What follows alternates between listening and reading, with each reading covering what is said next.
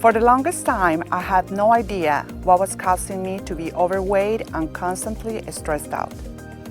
I had always been told that I was probably just genetics or aging or hormones. It wasn't until I found out about Revitaa Pro and the real reason behind a lot of my health problems. It all made so much sense and I knew I had to try it. Within a week, I literally felt my stress levels go down and I honestly started to feel more peaceful and calm. Not to mention, within the same week, I had already lost over 6 pounds in my very first week. I love taking it every day and it's so simple. And I love the fact that it's completely 100% all natural with no GMOs and gluten-free.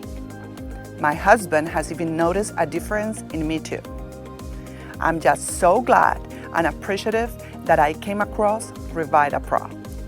It's truly a miracle. Featuring a single Japanese herb recommended by Dr. Nakamura, this ancient root Polygonum cuspidatum, Japanese knotweed, is commonly known as resveratrol and is the focal point of the Revitaa Pro ingredients.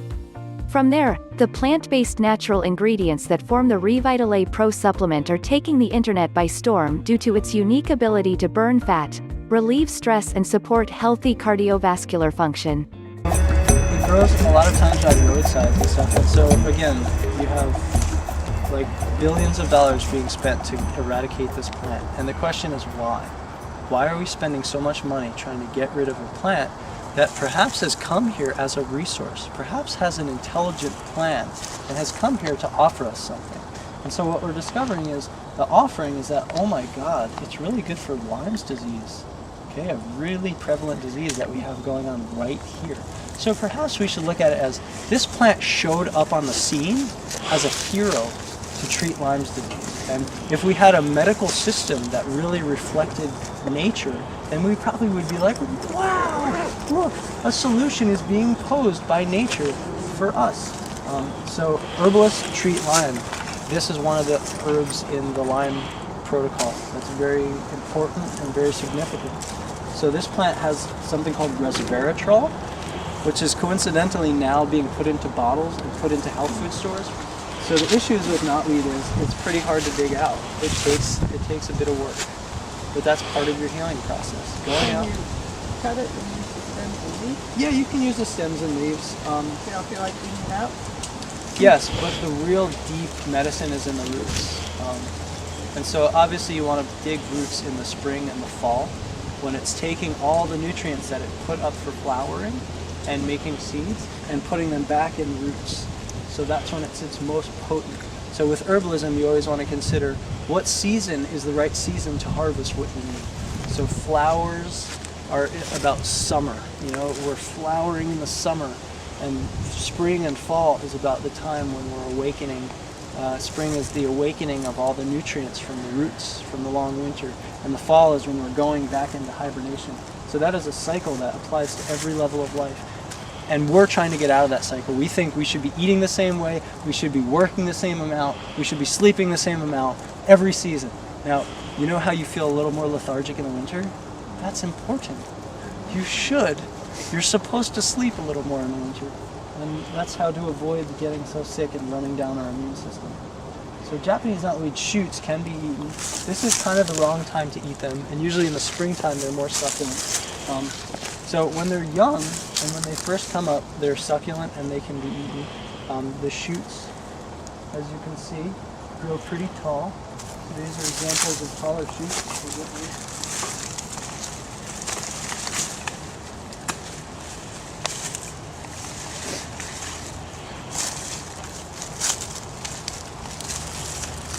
The Latin name is Polygonum cuspidatum.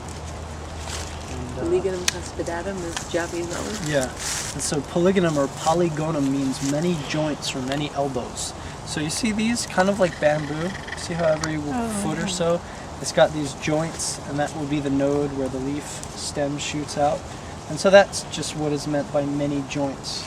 So you can see here, it's making seeds. And these seeds are like either a bane or a blessing, depending on how you view this plant, because this is going to spread it. The interesting thing is the Polygonum family is in, the Polygonum genus is in the buckwheat family. So you can see actually if you get these open, all the buckwheat, like, you know, traditional buckwheat and everything has these kind of teardrop shaped seeds. So resveratrol is a profound anti-inflammatory. So when we have inflammatory diseases, they all end with itis. So who knows of an itis disease? Tonsillitis. Appendicitis. Yeah. What else? Arthritis. Okay, so all these diseases. Colitis. Bursitis. Sinusitis. Appendicitis. Yep. So these are all inflammatory conditions. They are due to the fact that something is inflaming. So if we think about like energetically or psychologically, we're thinking about fire and aggression. Okay, fire and aggression, overreaction is inflammation. Okay, so the body and the organs also inflame. So resveratrol is a powerful anti-inflammatory. And I think it's quite interesting how basically we have an industry, we basically have a society that says, oh no, this stuff we need to spray it with chemicals, we need to get rid of it, we need to get rid of this thing. And then they'll actually take this and extract resveratrol and put it on the shelf for you to buy. And I think that's really kind of a bizarre thing. So what I really think we need as a society, as humanity, is to empower ourselves to recognize that, like, hey man, why don't you go dig that stuff out of your backyard? So I do know that some people use the stalks when they're succulent. They put them in like smoothies and stuff, and they'll just blend them as they are. So we're thinking about how we can consume this. Right now, there's not much consumability out of it. It's pretty much like a piece of wood. See that?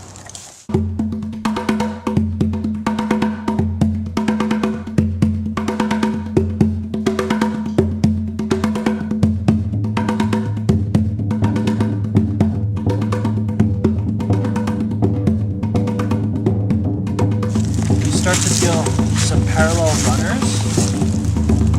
So those runners are going to be connecting all the plants. Rhizomes usually run parallel. So these spread not only by seed, they spread by rhizomes. So you know, it'll just keep spreading and keep spreading. Am I doing invasive plant removal or am I harvesting medicine? So doesn't that seem to make the most sense, to make them the same thing? You know, and most of the invasive plants have incredible medicinal values to them. See what we've got there? That's the parallel runner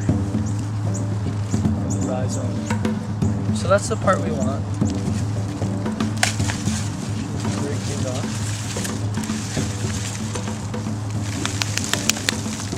So that's a version, you know, a small version. Obviously, if I'm digging out a bigger plant, it's going to have a much thicker rhizome. So if I just broke this here,